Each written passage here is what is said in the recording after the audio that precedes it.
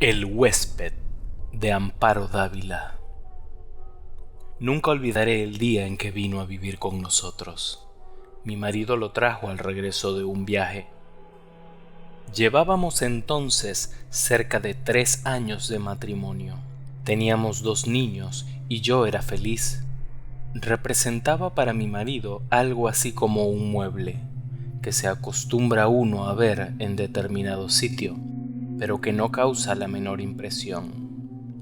Vivíamos en un pueblo pequeño, incomunicado y distante de la ciudad, un pueblo casi muerto o a punto de desaparecer.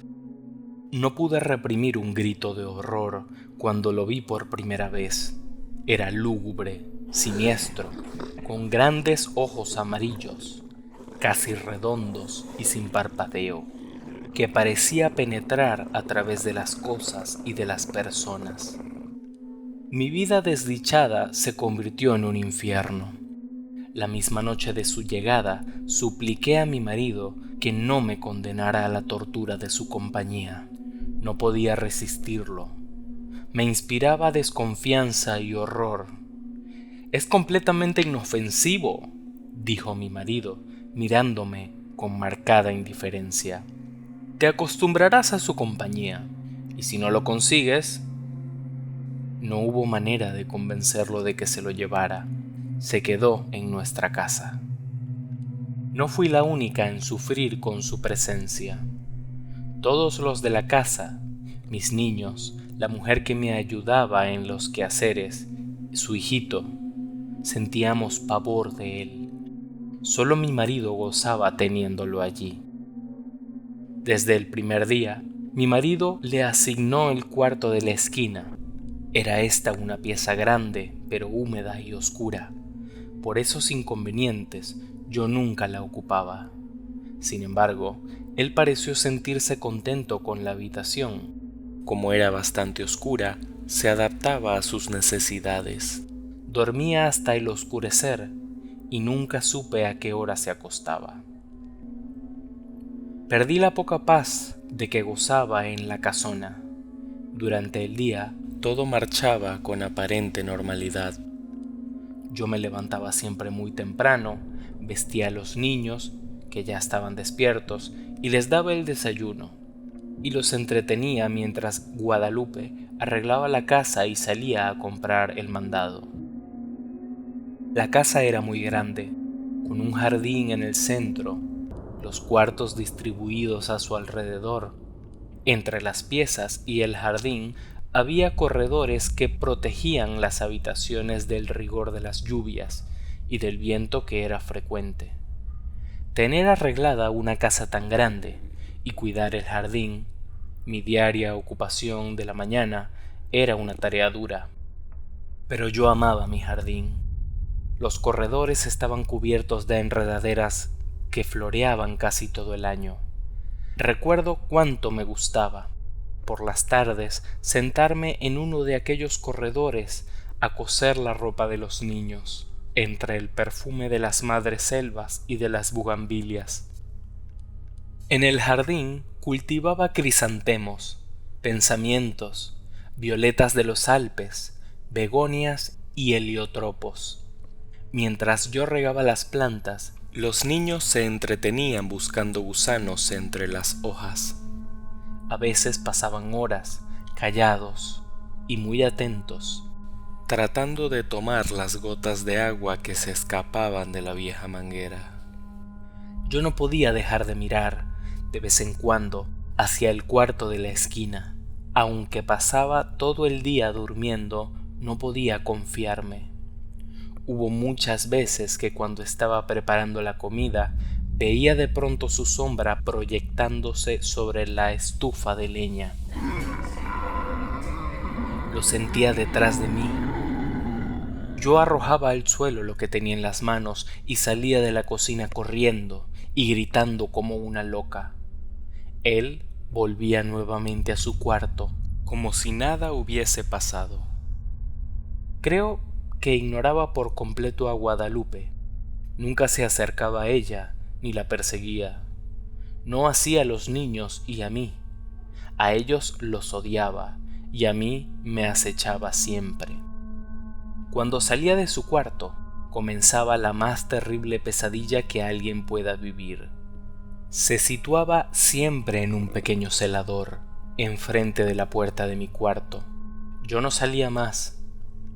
Algunas veces, pensando que aún dormía, yo iba hacia la cocina por la merienda de los niños.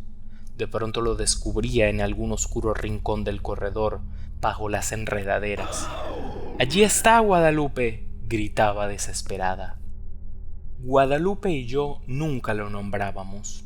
Nos parecía que al hacerlo cobraba realidad aquel ser tenebroso.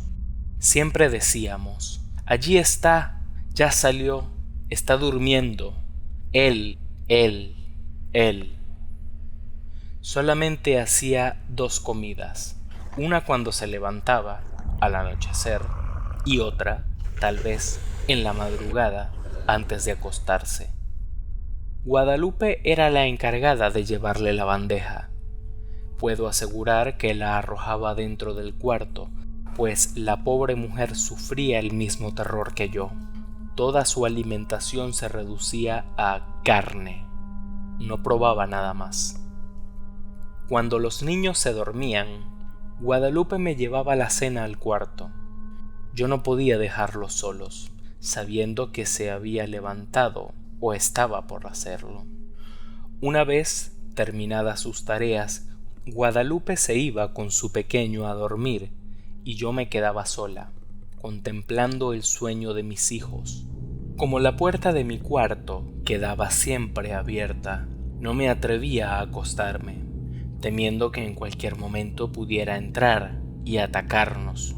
No era posible cerrarla. Mi marido llegaba siempre tarde, y al no encontrar la puerta abierta habría pensado... Y llegaba bien tarde. Que tenía mucho trabajo, dijo una vez. Pienso que otras cosas también lo entretenían. Una noche estuve despierta hasta cerca de las 2 de la mañana, oyéndolo afuera. Cuando desperté, lo vi junto a mi cama, mirándome con su mirada fija, penetrante. Salté de la cama y le arrojé la lámpara de gasolina que dejaba encendida toda la noche. No había luz eléctrica en aquel pueblo, y no hubiera soportado quedarme a oscuras sabiendo que en cualquier momento... Él se libró del golpe y salió de la pieza. La lámpara se estrelló en el piso de ladrillo y la gasolina se inflamó rápidamente. De no haber sido por Guadalupe, que acudió a mis gritos, habría ardido toda la casa. Mi marido no tenía tiempo para escucharme, ni le importaba lo que sucediera en la casa. Solo hablábamos lo indispensable. Entre nosotros, desde hacía tiempo, el afecto y las palabras se habían agotado. Vuelvo a sentirme enferma cuando recuerdo. Guadalupe había salido a la compra y dejó al pequeño Martín durmiendo en un cajón donde lo acostaba durante el día. Fui a verlo varias veces. Dormía tranquilo. Era cerca del mediodía. Estaba peinando a mis niños cuando oí el llanto del pequeño, mezclado con extraños gritos. Cuando llegué al cuarto, lo encontré golpeando cruelmente al niño. Aún no sabría explicar cómo le quité al pequeño y cómo me alcé contra él con una tranca que encontré a la mano y lo ataqué con toda la furia contenida por tanto tiempo. No sé si llegué a causarle mucho daño, pues caí sin sentido. Cuando Guadalupe volvió del mandado, me encontró desmayada y a su pequeño lleno de golpes y de arañazos que sangraban. El dolor y el coraje que sintió fueron terribles. Afortunadamente el niño no murió y se recuperó pronto. Temí que Guadalupe se fuera y me dejara sola. No lo hizo. Fue porque era una mujer noble y valiente que sentía gran afecto por los niños y por mí, pero ese día nació en ella un odio que clamaba venganza. Cuando conté lo que había pasado a mi marido, le exigí que se lo llevara. alegando que podía matar a nuestros niños, como trató de hacerlo con el pequeño Martín. Cada día estás más histérica. Es realmente doloroso y deprimente contemplarte así. Te he explicado 1000 veces que es un ser inofensivo. Pensé entonces en huir de aquella casa, de mi marido, de él. Pero no tenía dinero y los medios de comunicación eran difíciles. Sin amigos ni parientes a quien recurrir, me sentí tan sola como un huérfano. Mis niños estaban aterrorizados. Ya no querían jugar en el jardín y no se separaban de mi lado. Cuando Guadalupe salía del mercado, me encerraba con ellos en el cuarto. Esta situación no puede continuar, le dije un día a Guadalupe. Tenemos que hacer algo y pronto, me contestó. ¿Pero qué podemos hacer las dos solas? Solas, es verdad, pero con un odio. Sus ojos tenían un brillo extraño. Sentí miedo y alegría. La oportunidad llegó cuando menos lo esperábamos. Mi marido partió para la ciudad a arreglar algunos negocios. Tardaría en regresar, según me dijo, unos 20 días. No sé si él se enteró de que mi marido se había marchado, pero ese día despertó antes de lo acostumbrado y se situó frente a mi cuarto. Guadalupe y su niño durmieron en mi cuarto y por primera vez pude cerrar la puerta. Guadalupe y yo pasamos casi toda la noche haciendo planes. Los niños dormían tranquilamente. De cuando en cuando oíamos que llegaba hasta la puerta del cuarto y la golpeaba con furia. Al día siguiente, dimos de desayunar a los 3 niños, y para estar tranquilas y que no nos estorbaran en nuestros planes, los encerramos en mi cuarto. Guadalupe y yo teníamos muchas cosas por hacer y tanta prisa en realizarlas que no podíamos perder tiempo ni en comer.